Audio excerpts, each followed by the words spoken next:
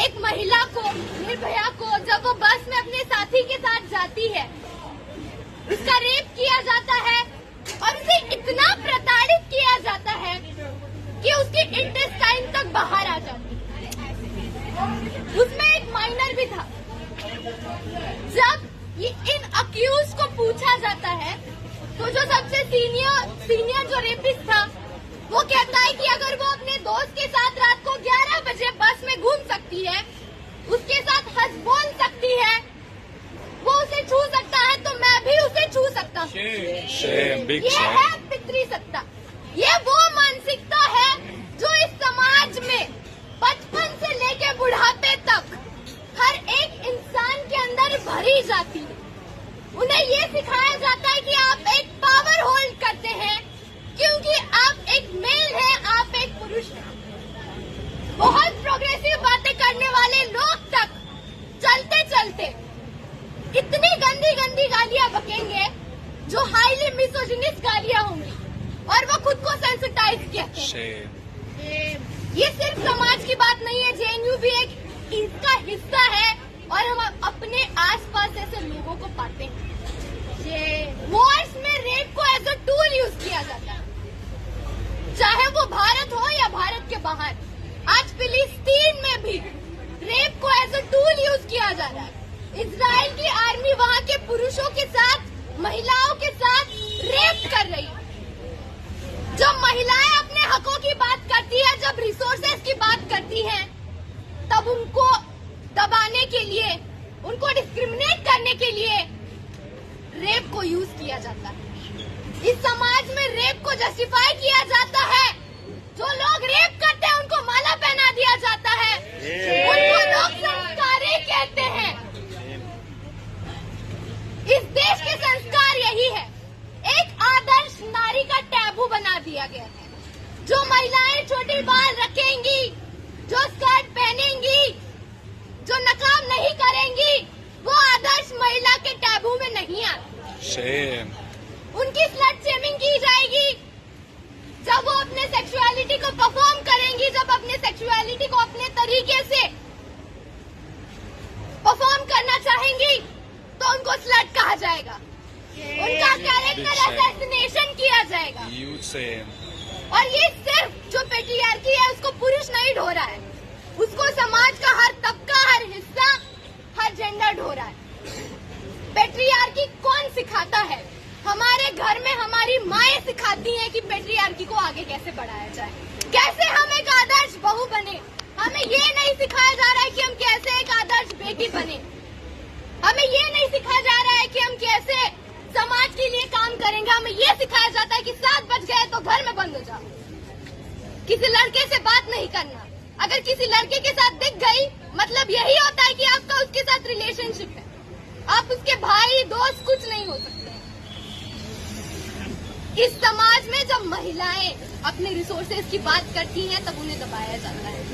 हाथरस के केस में रेप पीड़िता को रातों रात जलाया जाता है।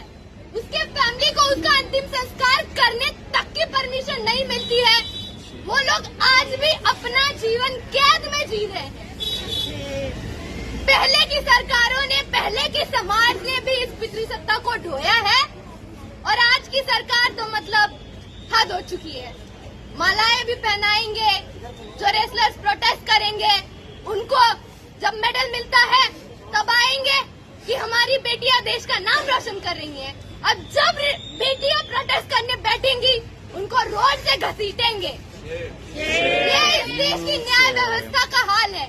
हम अपने फंडामेंटल राइट्स को परफॉर्म नहीं कर सकते हैं।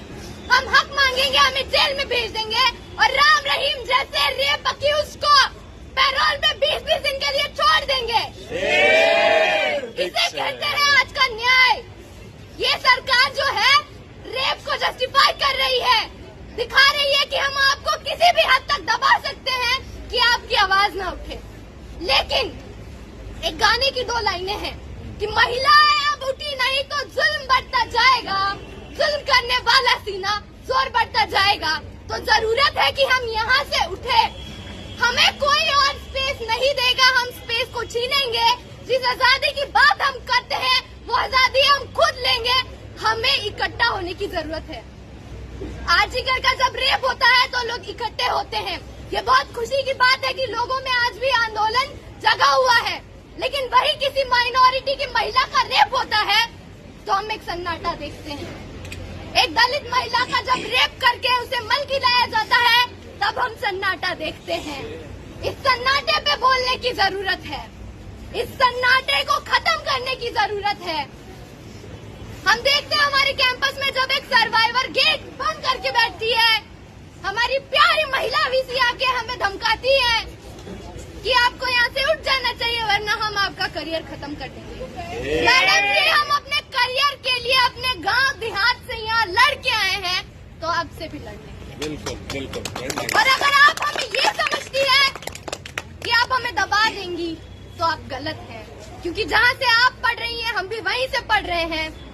हम भी उसी मिट्टी से बने हैं जिससे हमारी माएं बनी हैं, जो हमें यहाँ पढ़ने भेज रही हैं। तो हम भी लड़ेंगे और तब तक लड़ेंगे जब तक हमें सारे हक नहीं मिल जाते। इस कैंपस में आईसीसी नाम की एक बॉडी है जिसको कुछ लोगों ने लेजिटिमाइज कर दिया गया है। इससे पहले जीएस कैश एक बॉडी हुआ करती थी जिसको पूर्व वीसी मामी डाला जी ने बर्खास्त कर दिया क्योंकि उनके डीआरएस प्रोफेसर पे 17 सेक्सुअल हैरेसमेंट के एलिगेशंस लगे। हमारी यूनिवर्सिटी जो सेफ्टी के लिए, जो जेंडर जस्टिस के लिए जानी जाती थी, वो आज किस तरफ बढ़ रही है और इसके लिए जिम्मेदार कौन है, इसका जवाब ढूंढना जरूरी है। जीएस कैश की लड़ाई को जिन लोगों ने धोखा दिया है उन लोगों को भी खुद से सवाल करने की जरूरत है कि आप कैसे आईसीसी के थ्रू जीएस कैश का परचम लहराएंगे।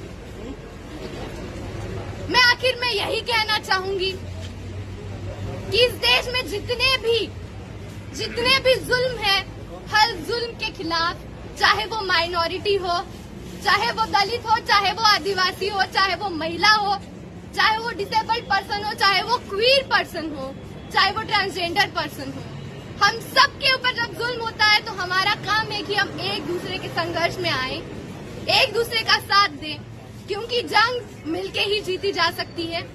इसी के साथ मैं अपनी बात खत्म करती हूँ। आप सभी को मेरा जय भीम, लाल सलाम।